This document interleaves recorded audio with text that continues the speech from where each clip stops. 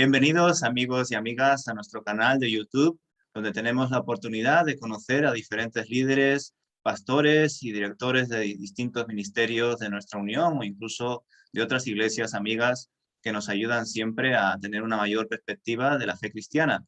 En esta ocasión tenemos al secretario general de nuestra Unión Evangélica Bautista de España, conocido por muchos como Daniel Banjuls, una persona que tiene un largo testimonio y que esperemos que hoy nos lo pueda compartir. Bienvenido, Daniel. ¿Qué tal? ¿Cómo estás? Me alegro de estar contigo. Estupendo. Bueno, queremos conocerte, Daniel, saber un poco acerca de cómo ha sido tu recorrido, cómo ha sido tu experiencia y vamos a empezar por el principio. Así que, ¿qué te parece si nos cuentas cómo fueron tus primeros años como creyente?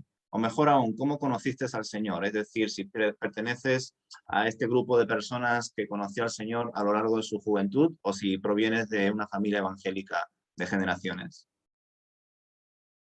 Bueno, la respuesta es precisamente las dos cosas. Yo procedería, o podría decir que procedo de una familia, digamos, de tercera generación de creyentes, aunque no me gusta mucho decir esto porque no es una frase que me llene de ningún tipo de honra ni de deshonra. No creo que me traiga ni me quite nada, pero sí es cierto que no soy el primer creyente de mi familia, sino, como digo, ya padres y abuelos me preceden. Pero eso fue para mí, y quiero que también lo podáis entender, para mí fue un problema, porque crecí de niño o crecí en mi adolescencia creyendo que yo iba a la iglesia y precisamente acompañaba a mis padres y mi fe estaba garantizada solo por eso. Es decir, yo no tuve hasta una edad concreta una experiencia personal con Jesús, con lo cual yo, aunque no me guste decirlo, asistía a la iglesia por un acto puramente familiar o un acto de acompañamiento. A los 13 años, sí que es verdad, ahí sí hay un momento, hay un antes y un después, como lo hay en la historia. Para mí, a mis 13 años hay un cambio de vida y asisto a un campamento misionero donde en ese momento, en mi época, solamente podíamos asistir a Denia, y allí, en un campamento misionero, a mis 13 años, escuché a un predicador, el predicador del campamento, que no era otro que el pastor Ataulfo Simarro, un pastor insigne de nuestra unión y que ya está con el Señor, y que predicó el Evangelio, y yo lo escuché totalmente convencido, totalmente seguro de que mis padres habían hablado con él y de que le habían dado información privada mía y que le habían soplado al oído cosas de mi vida personal, y me enfadé mucho, porque todo lo que él contaba, todo lo que él decía en el púlpito estaba hecho a medida mía. Era como un sastre que estaba dibujando el traje de mi vida. Evidentemente, el pastor no sabía nada de mí, ni me había visto nunca, pero Dios lo usó, evidentemente, con toda claridad, lo usó y el Espíritu Santo tocó mi vida, y ese día fue el día de mi conversión, a mis 13 años, en un campamento de verano. Así que desde ese día hay un antes y un después, y como digo, aunque venía de una familia cristiana, no lo tengo en valor, no lo tengo en consideración, más allá de la importancia muy importante para mí de que mi madre sí me crió y se me educó en la palabra estaba en casa, el devocional diario estaba en casa, y todo eso sin duda yo creo que evidentemente contribuyó a mi preformación espiritual. Pero la decisión firme o la decisión verdadera no sucede hasta los 13 años. Por lo tanto, y sigo creyéndolo como lo viví en mi vida, que a esa edad, a la edad de los 13, 15, 17 años, esa adolescencia, juventud, es la edad probablemente más importante para muchos, y es la edad en que muchos han tomado su decisión por seguir a Cristo. Así que yo también, yo lo hice a esa edad. Un año después de un tiempo de discipulado me bauticé, y hasta hoy sigo caminando intentando imitar al Maestro.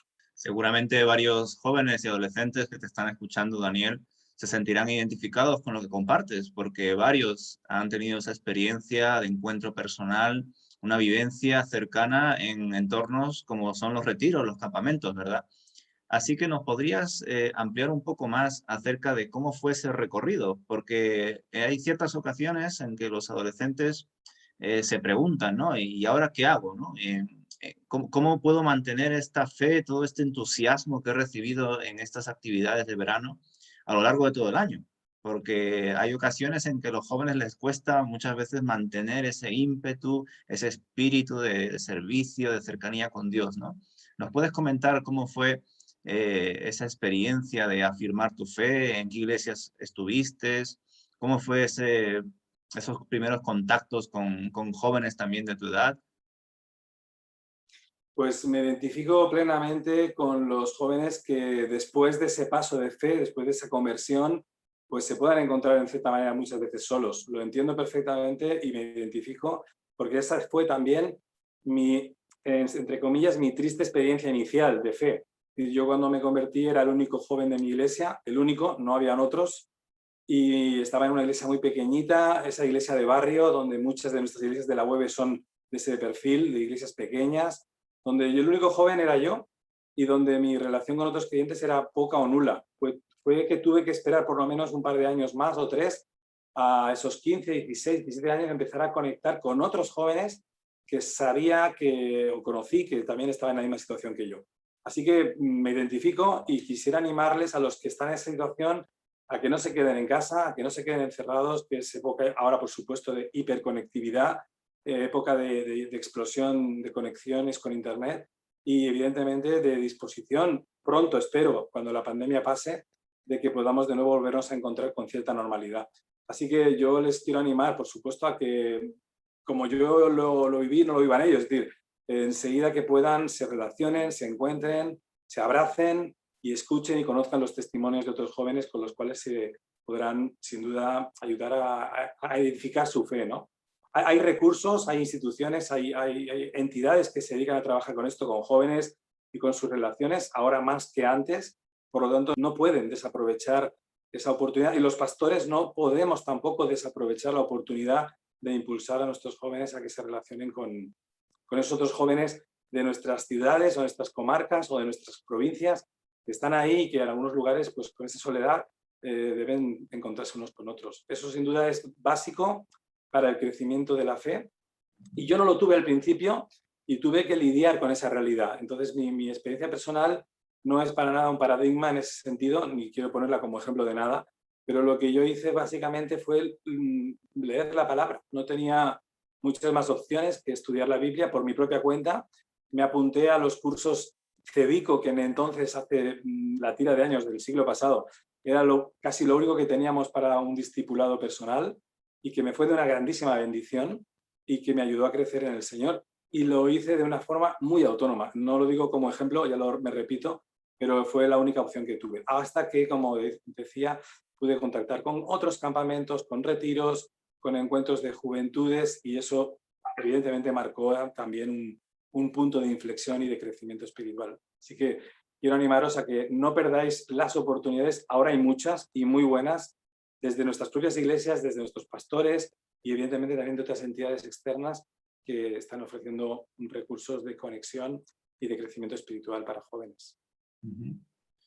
Considerando ya esa etapa donde el joven empieza la universidad, empieza a tener experiencias laborales, ¿cómo fue esa etapa en tu situación, Daniel? Es decir, ¿cómo empezaste a confirmar el llamado del Señor, a encontrar tus dones, incluso ya a adquirir formación para hacerlo con una mayor excelencia? ¿Cómo fue en tu caso? Bueno, yo llegué a los 18 años, como más o menos hace todo el mundo, llegué a las puertas de la universidad, a una universidad que escogí una carrera que luego no iba a ser la más cómoda para mi fe, que es estudiar filosofía, y donde en la facultad, no en mi clase, sino en la facultad no había más cristianos que yo, no había ningún otro creyente de ninguna iglesia evangélica que yo. Con lo cual, allí fue una especial ayuda y ahí lo agradeceré siempre y siempre lo he recomendado, la labor que GBU me ofreció y que periódicamente cada semana nos podíamos reunir con los creyentes de otras facultades, yo el único de la mía, pero habían otros en otras facultades que nos podíamos encontrar y fortalecernos. Así que eso fue de una gran ayuda en mis años de universidad.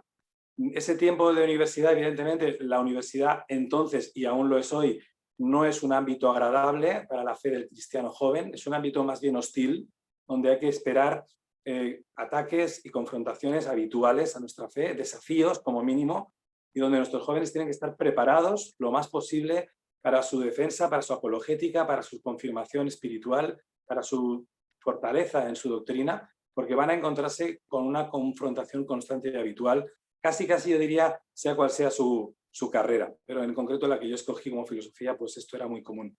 Así que, pues de nuevo, momentos de dudas, sin duda, no los voy a ocultar porque los hubieron, y momentos de cierta zozobra en algunos momentos y de no saber exactamente si yo era la fe que yo tenía era tan real, si era tan creíble, si yo había hecho lo correcto. Es decir, imagino que los jóvenes esto lo han vivido y lo habrán vivido incluso después también, cuando ya no son jóvenes siendo adultos. Así que esa etapa de dudas se mantuvo bastante estable, lamentablemente, pero el Señor también estuvo a mi lado, sin duda. Dios estuvo a mi lado y puso a las personas puntualmente, concretamente, para ayudarme a salir un poco de la zozobra, ¿no?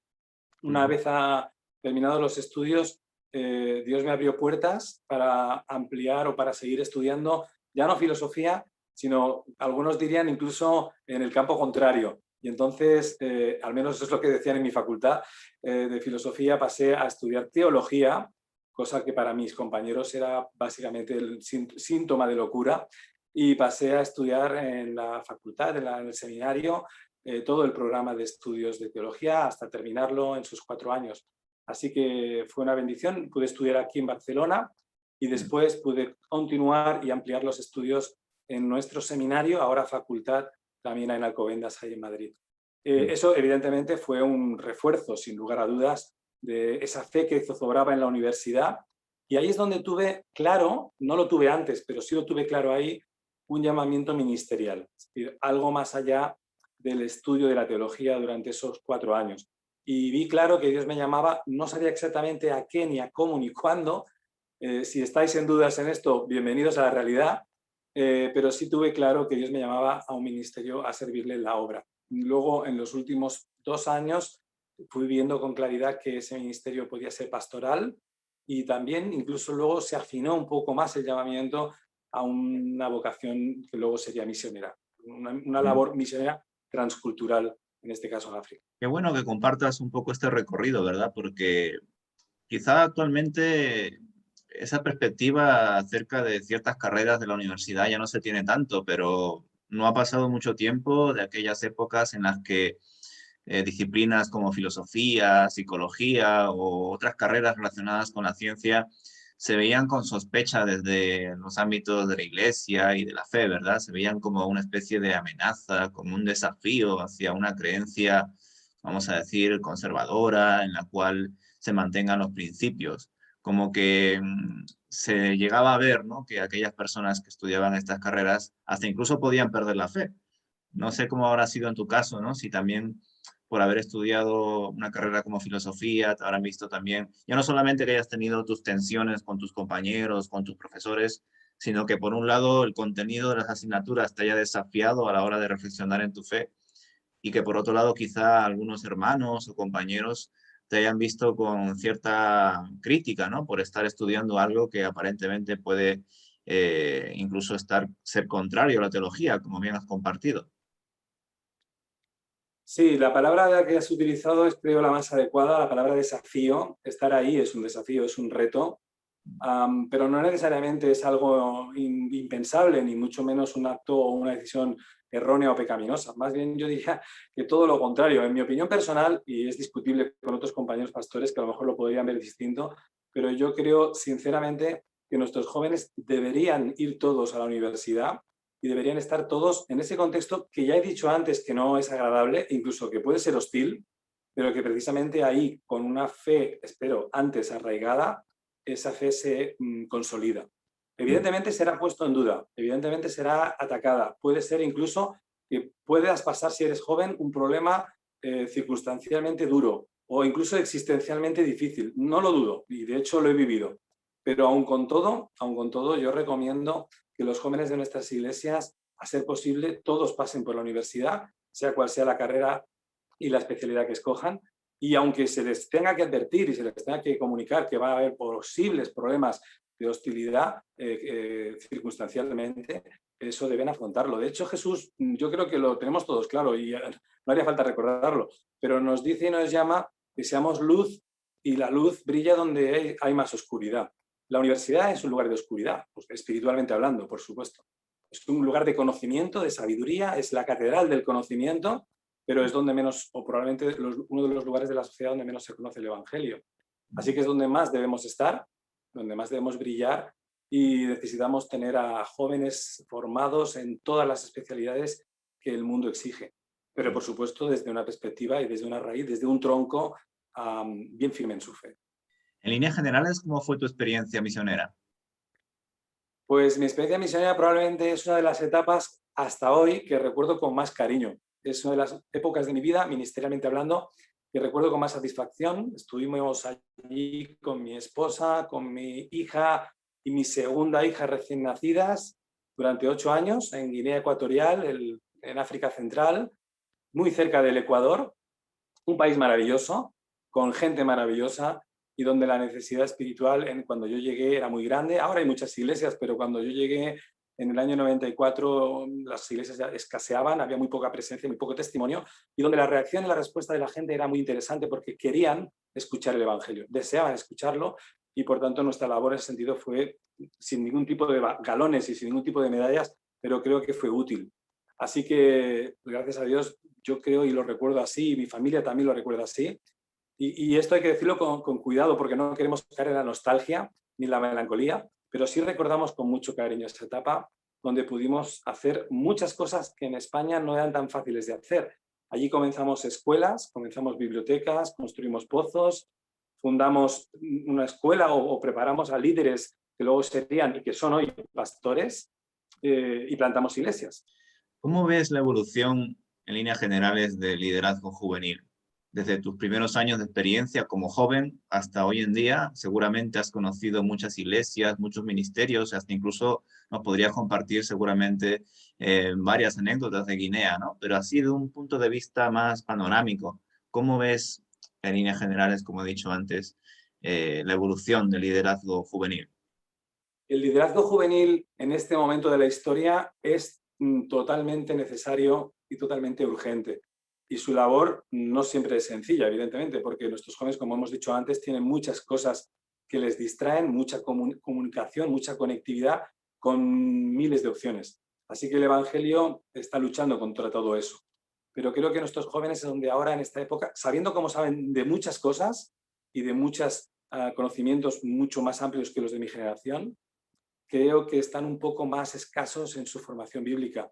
Y ahí los jóvenes y sus líderes deben hacer un empeño especial, los pastores, las iglesias locales, en formar a líderes y formar a jóvenes que centren su preocupación en cuestiones espirituales y en la palabra también. Desde la unión yo sueño, sigo soñándolo, porque soñar es importante, porque soñar lleva también a acciones. Seguimos soñando, no soy el único, en tener cuanto antes jóvenes en el liderazgo de nuestra unión. Necesitamos pastores jóvenes, necesitamos una renovación, un liderazgo renovado y una generación renovada, y también personas jóvenes en el liderazgo de la propia unión, en su junta directiva, en sus cuadros de gestión, en los lugares donde se piden cosas. Necesitamos jóvenes. Y cuando hablo de jóvenes me refiero a gente de 40, de 30 para abajo, es decir, gente de una cierta energía física y también de energía espiritual.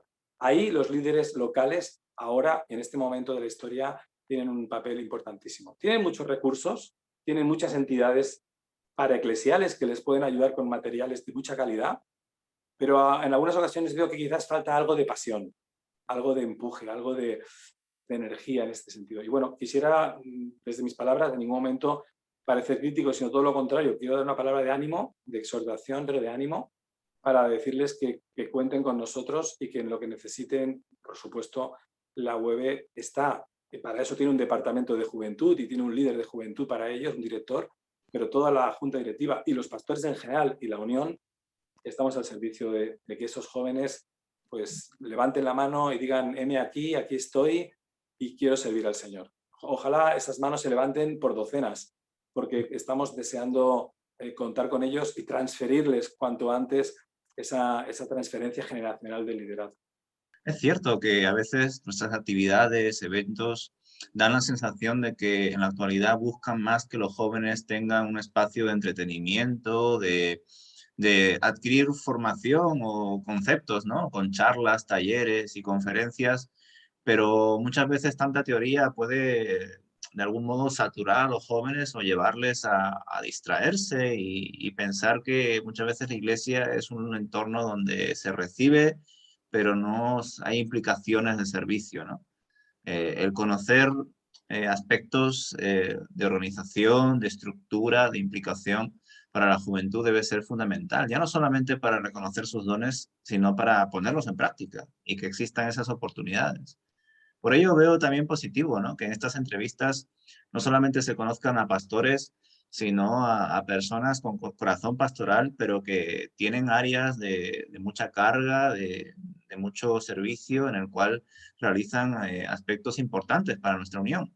Y en tu caso, pues te quería hacer esta pregunta, ¿no? En líneas generales, ¿cómo sería el día a día de un secretario general de nuestra unión?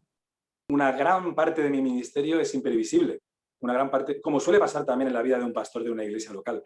Hay muchas llamadas que no cuentas, muchos correos con los que no esperabas y el día se planea de una manera y se tuerce de otra. Es decir, hay debe haber por nuestra parte muchísima flexibilidad. Pero bien, es una agenda prevista, como decía al principio ahora, con muchas cosas, con reuniones, con viajes.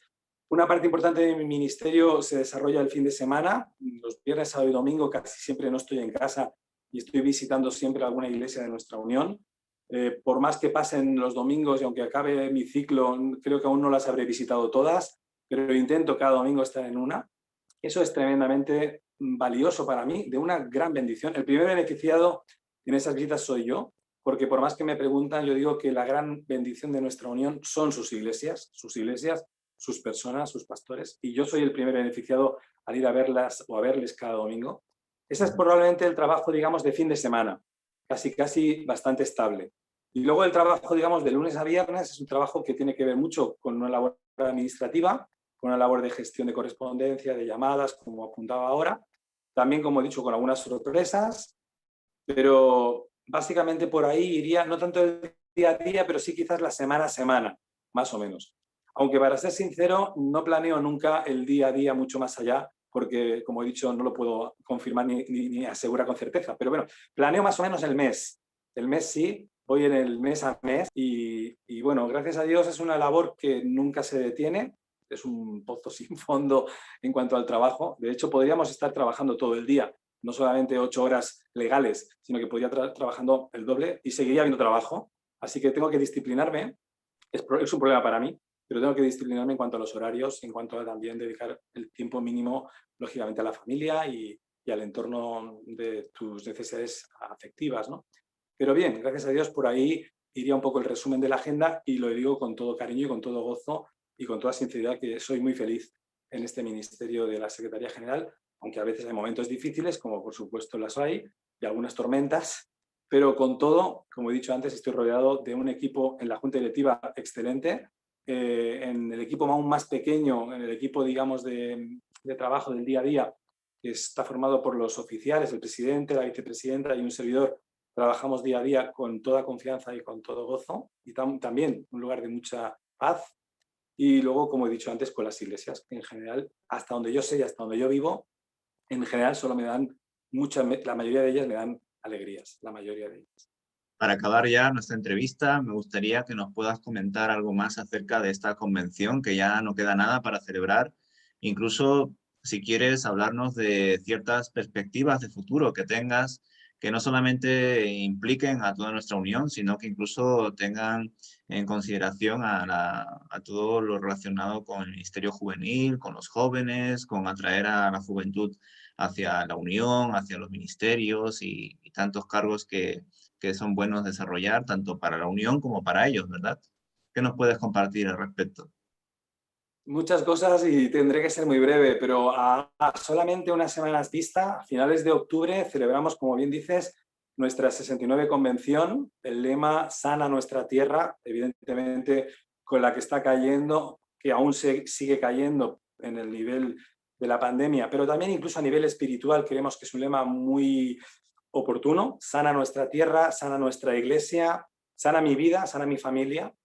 Por ahí andará nuestra convención, a la cual evidentemente tengo, y aprovecho la oportunidad sin lugar a dudas, de invitar a los jóvenes. Llevamos años invitando a que las iglesias envíen delegados jóvenes, no asistentes, sino delegados jóvenes que vengan con la capacidad de decisión delegada por su iglesia y que vienen becados por el Ministerio de Juventud, que en la mayoría de los casos les está ofreciendo una reducción económica a la Iglesia muy grande que hay que aprovechar. No se aprovecha lo suficiente, permíteme que lo diga, y este mensaje no es para los jóvenes, sino también para las iglesias, que deberían aprovechar, enviar a sus jóvenes.